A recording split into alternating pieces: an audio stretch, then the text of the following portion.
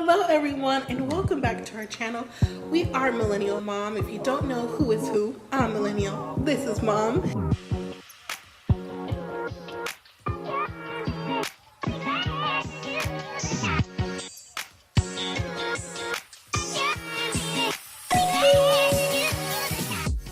Hello everyone and welcome back to our channel. If you're new here, I'm Mom or Kay from Millennial Mom, and today we're going to talk about Married at First Sight, Season 17, Denver, Episode 4, Goodbye Single Life, Hello Marriage. Now before I begin, just like with any other video, please consider subscribing, join the family, hit that like button, and leave your comments so I know what you thought about this episode, and tell a friend that Mom or Kay from Millennial Mom does the Married at First Sight franchise. All right, let's get started. So this episode picks back up with a quick recap of the couples on their way to the honeymoon suite, because guess what?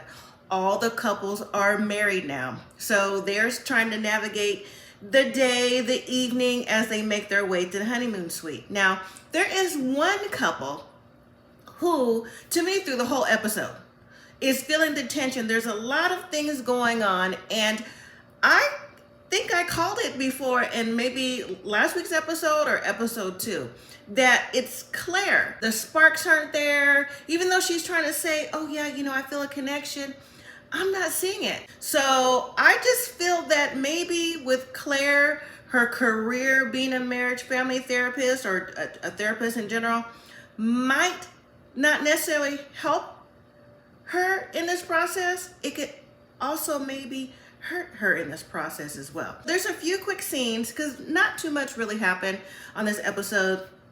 The couples wake up from the morning with the reality that yes, we're married, we're husband and wife. Becca told Austin her health conditions, was telling him that she had these procedures done when she was younger, and she's even had some along the way that for endometriosis, which potentially she may not be able to have children in the future. And then we have Emily, who said that there was no intimacy last night with Brennan, even though she thought there would be, but she realized that Brennan wanted to take things a little bit slower. And then Clare and Cameron again, more awkwardness, conversations in the morning. I don't know. I just see a lot of red flags blown in the wind. And as I say on other reviews I do, red flags don't change the green. And then we also have Lauren and Orion. They're still smiling that they woke up as husband and wife. So now it's time for the family and friends brunch. There's some family members that are still concerned about the Married at First Sight process, and there's some family members who are asking the tough questions. Now we're gonna start first with Emily and Brennan.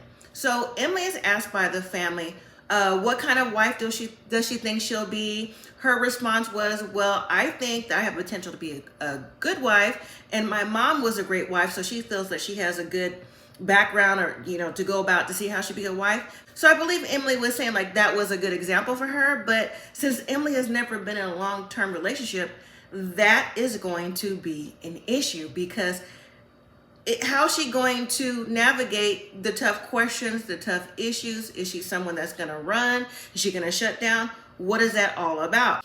Emily also says that she wants to continue to contribute to her career. She knows how to meet goals, and she wants to contribute to the household. She just doesn't want to be a stay-at-home mom. She wants to, bring the bacon into the family as well. Brennan's family is telling Emily that when things don't go Brennan's way, he tends to get annoyed and he shuts down. They ask her about how does she feel like she will help Brennan navigate through that. And of course, she said through communication.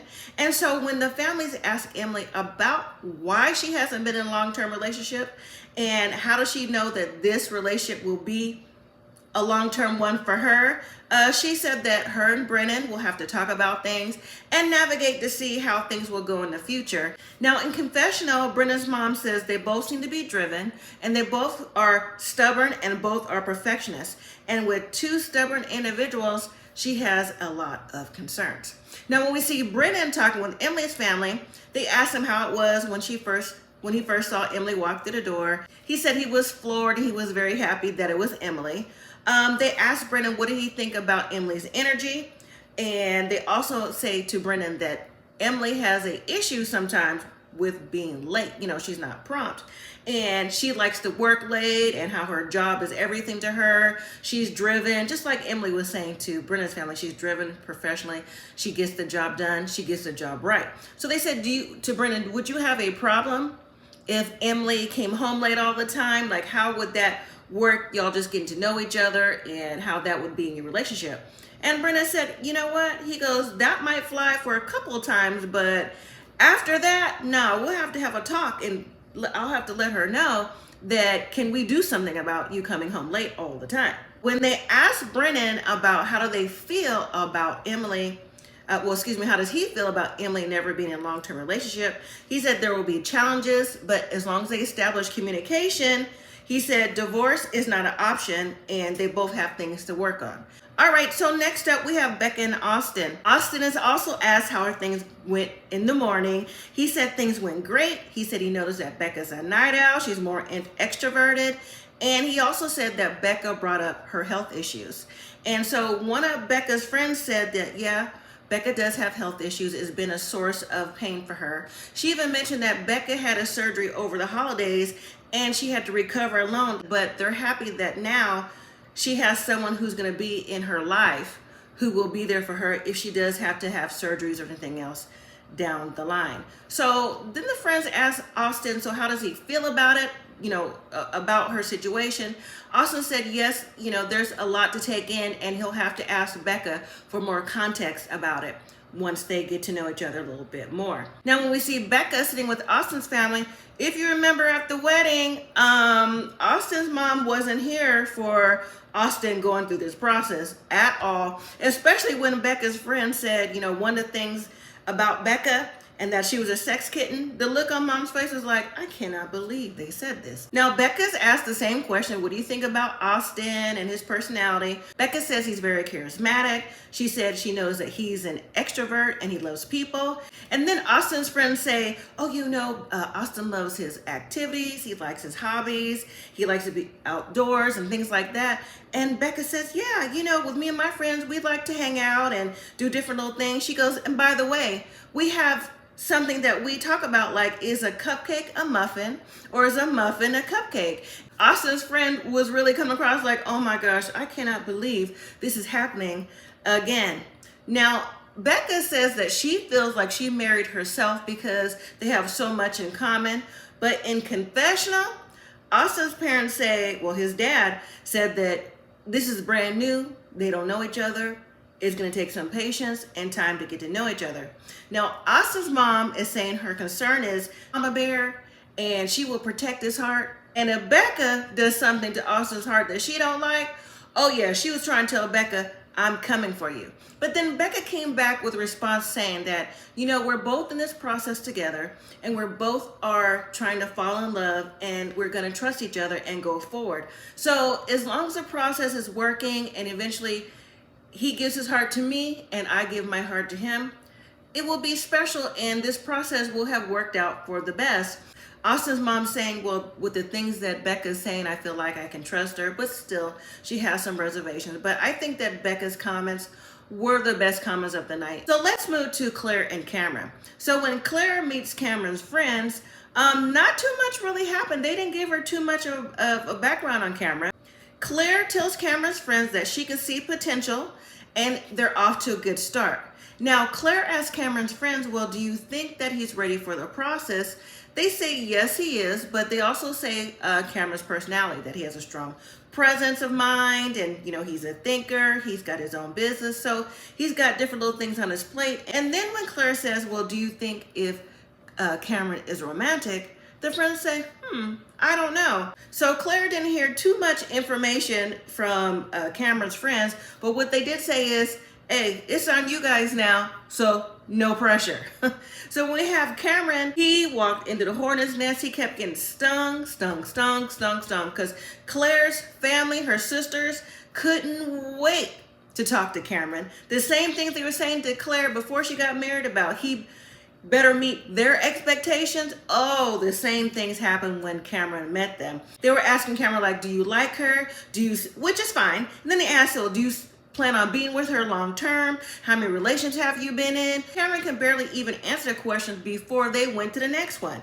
Now, Cameron did say about the long-term relationship, he says, yes, I plan on having, the white picket fence long-term relationship, and he was attracted to Claire when he first saw her. But then when he mentioned his relationships in the past, he said he's been in relationships before that he'd been in for like a year or two, then he would, they would break up, decompress. Before Cameron could even finish what he was gonna say for the next question, the sisters were like, oh, so is that what you're gonna do to Claire? Are you just gonna decompress when you're tired of her? I'm like, come on, give the man a chance to answer your questions. They already didn't want their sister clearly to go through this process to marry a stranger. But again, they have to remember too that their sister is in the same process as well. So we move to Orion and Lauren. Lauren is meeting with Orion's family, and off top, Orion's sister said, so what are your intentions with my brother? Lauren said that she knows that she has a lot to offer for Orion. She said she wants to be able to give love to her partner, and that she wants to be a tight-knit family and blend their cultures together. Now, Orion's sister says that they come from a biracial background on a reservation. There's been a lot of challenges in the community. They just want to make sure that Orion is with someone who would understand cultural backgrounds. Now, Orion's sister said, so since there's an age difference between you two, like, how do you see that working out?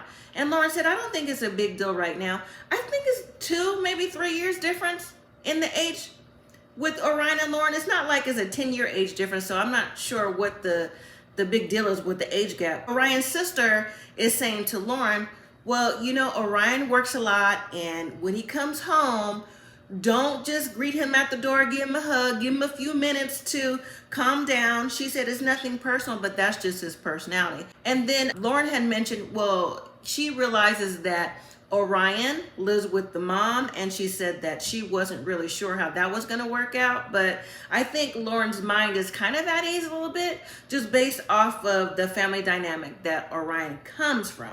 Now, when we see Orion talking to Lauren's family, now Dad is not there. I guess Dad had said everything he wanted to say at the reception. So it was Lauren's brother and other family members talking to Orion. So the family members are asking, why does he think he will be a great partner for Lauren?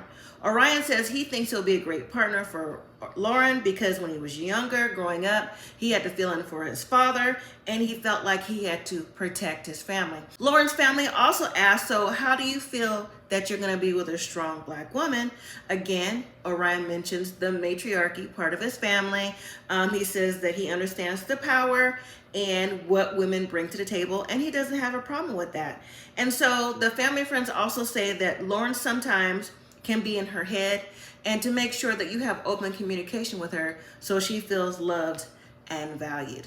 Now, after the meet and greets are over, the couples meet back up in the room. They talk about how things went with the families, but wait, there's a knock on the door, and now the couples have baskets to learn where they're going on their honeymoon. They're going to resort in Cancun, Mexico.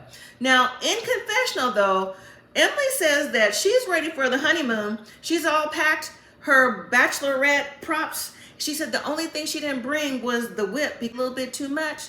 So I guess party girl Emily is party girl Emily. All right, so now the couples are packed. They all meet in the lobby to meet each other to see who married who. And now before they all leave to the airport for the honeymoon, guess who walks in? It is Michael joining the group, and the couples are saying, hey, where's your wife? And then Michael gives a story about being left, ghosted, and or jilted at the altar. Michael was asked if he was given a chance to talk to the bride. He said no, that he wasn't, and that the bride left a note. Now, some of the couples are saying like, wow, that's messed up. She didn't want to be here. She should never sign up for the process. But you know what? Michael went on to say that, he is not entitled to having an apology for someone who made a decision that was best for themselves. Now, when Michael said that, I actually thought that was very well said. He also went on to say that he feels like him not being in a married relationship, that the idea of it not working out for him makes him feel like a little bit less than, and that it was maybe one of the biggest failures in his life. Cameron said that's not true. He said that the composure that you're showing right now, being left at the altar and coming here to tell us about it, is someone who I would want in the trenches with me. And others are saying that things happen for a reason and that things will pay off in the long run. The group actually was like, well, try to leave your cares to the side. Why don't you just go ahead and come with us on the honeymoon? Mike was like, yeah, that's a good idea, but nah, I'm not going to come. Y'all go enjoy your honeymoons. You have a good time. So now the couples have officially made it to Cancun and the honeymoon officially began. And to me, this is where everything starts, like the sparks with the couples or not. There's a quick scene with Clare and Cameron about who's helping with bags, who's not. Apparently before they got on the plane and even after they got off the plane with the luggage, I guess Cameron was walking ahead of Emily. Emily said, I'm short, you should have waited up for me. Just a back and forth, a lack of communication.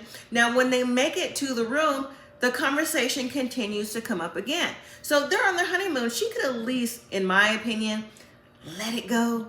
Okay, you're there to start something new, but again, red flags don't change to green.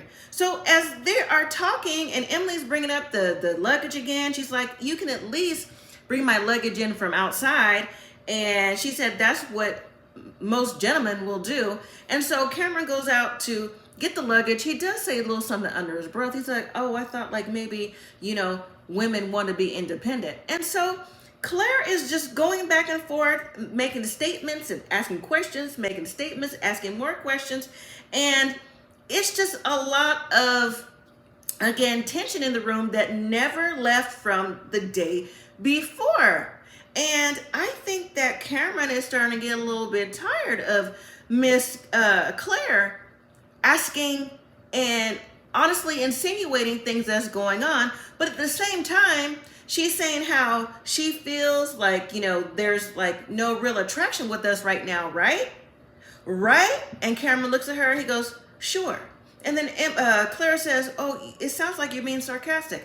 I mean, how do you really want him to answer the question? You just have been bombarding him for the last 5 minutes of the luggage, the airport, and anything else that came to your mind. But at the same time, she's saying that, in time, she wants to have touch, affection, and attention from her partner as they go along in the process. So, woo, it was a lot from Claire this episode. All right, so that was the end of this episode. Next week, the honeymoons are honeymooning, and we're gonna see, it looks like some tension come up with Lauren and Orion. Looks like they're having uncomfortable conversations. Claire is still talking at Cameron. And Becca seems like she's talking to Austin about her medical issues. So, all right, everyone. Thank you again for watching. Don't forget to hit that like, subscribe, comment, and share. And until next time, everyone, live simply, be grateful.